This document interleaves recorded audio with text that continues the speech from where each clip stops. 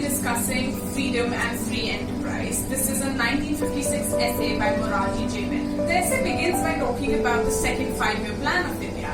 Now, as per the Planning Commission, the second five-year plan, what is the main objectives of the second five-year plan was reducing income and wealth inequalities and improving the redistribution of economic power. Now, with this in mind, with this objective in mind, most of the planning or most of the dealing with the private enterprise was done.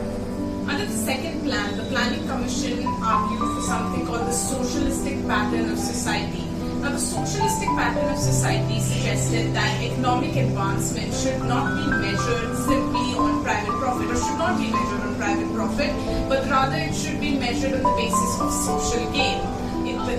Therefore, the second plan argued that all economic activities should and all agencies must plan economic activities in such a way that a social purpose is achieved.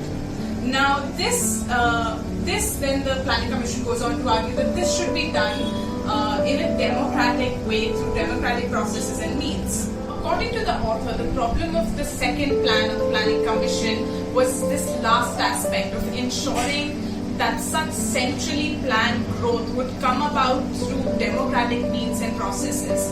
Now, this was particularly challenging in an underdeveloped economy like ours and in an infant democracy at the time like ours. The author argued that at best we could achieve either socialistic pattern of society or democracy. He gave the example of Eastern European countries and of Russia, where socialism was achieved at the cost of individual liberties and democracy.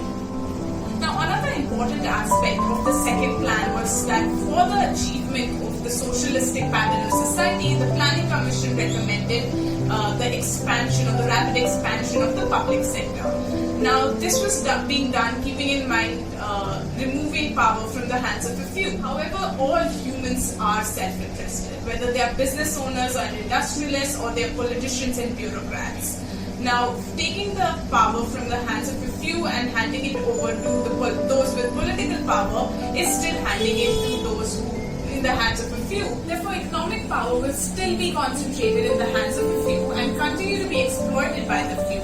It will simply shift from business owners and industrialists to those with political power, that is politicians and civil servants. Now, however, with such concentration of both political and economic power, India might risk its individual liberties and democracy.